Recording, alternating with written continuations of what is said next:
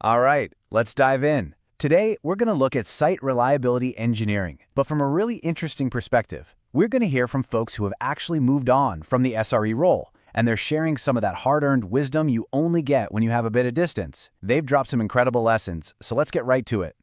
And this is the perfect place to kick things off. This entire deep dive isn't about finding some magic SRE template you can just copy and paste. The big takeaway, and you'll hear this again and again, is that SRE is all about making smart, deliberate decisions that fit your specific situation. It's about thinking, not just blindly following a playbook. So, when you think about the most important skills for an SRE, what's the first thing that pops into your head? Deep knowledge of Kubernetes, maybe some expert-level debugging skills?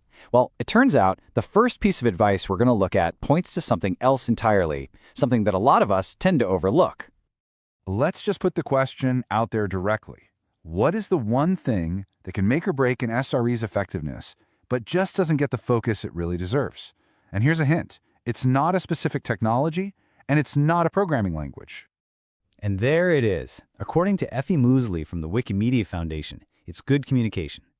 She makes this amazing point that about half of an SRE's work is solving all the tough technical puzzles, but the other half is all about communicating with people. And you absolutely have to give both sides equal attention. Now, what I love about this is just how practical and actionable the advice is. This isn't some vague instruction to be a better communicator. Effie gives us concrete things to do. Write better design docs, craft clearer postmortems, heck, even write more useful commit messages. The point is, writing is a skill, and it only gets better with practice. Her advice is simple. Just start writing. Okay, so with that foundational skill, communication, firmly in mind, let's see how it connects to the nuts and bolts, the technical side of things.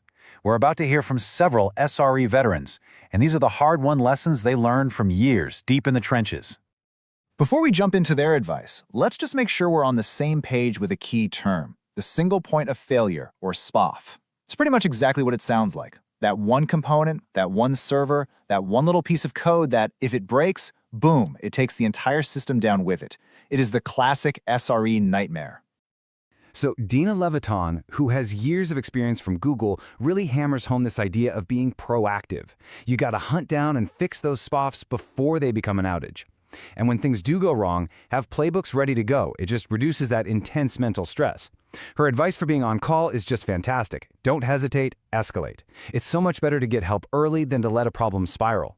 And that last point really speaks to a healthy culture. Taking down production isn't a fireable offense, it's a milestone. It's a chance to learn something important. And that idea of learning from failure is perfectly summed up here by another Google veteran, Sarah Smollett. Every single instant, every failure is a golden opportunity to learn and make the system stronger. The key, though, is to actually analyze it, think about it deeply, and then share those lessons with everyone. Okay, I absolutely love this. Because at first glance, these two ideas look like they completely contradict each other, but they really don't. On one hand, you have Andrew Fong telling us to love the problem, not the scale. Basically, you can find really interesting and important challenges anywhere, not just in massive web-scale systems. But then Sarah Smollett comes in and reminds us that the principles of scaling apply to everything, from your teams and your processes to your services.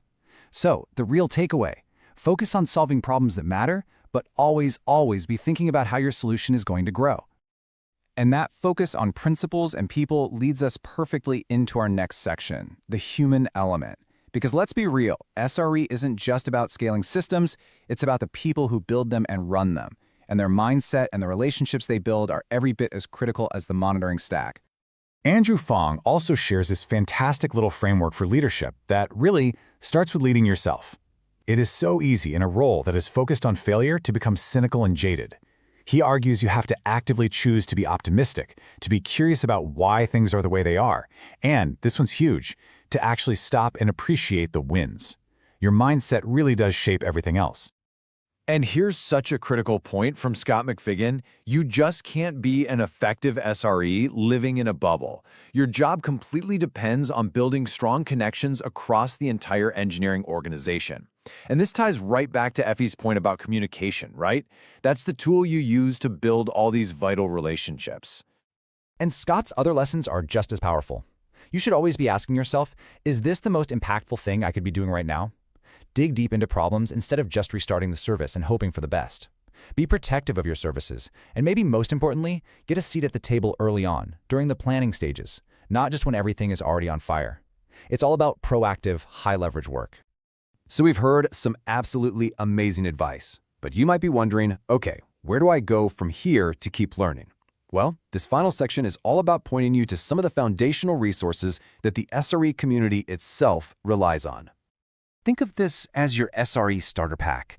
The original Google SRE books, absolutely essential reading. You've got to start there. SRECon is the conference for connecting with the community. And things like podcasts and newsletters are just fantastic for keeping up with what's happening right now. This is a great launch pad for your learning journey. And this brings us full circle, right back to where we started. As you dive into all these amazing resources, you have to remember this critical piece of advice. These books, these talks, they describe what worked for a specific company with its own unique culture, its own unique resources. Your job is to understand and adapt the principles, not just copy the implementation. So, we'll end with the one question you should be asking yourself constantly. After hearing all this incredible advice, after you read that book or watch that conference talk, what does it all actually mean for you? How are you going to apply these lessons to make things better for your team, for your company, and, at the end of the day, for your users? Because that is the real work of SRE.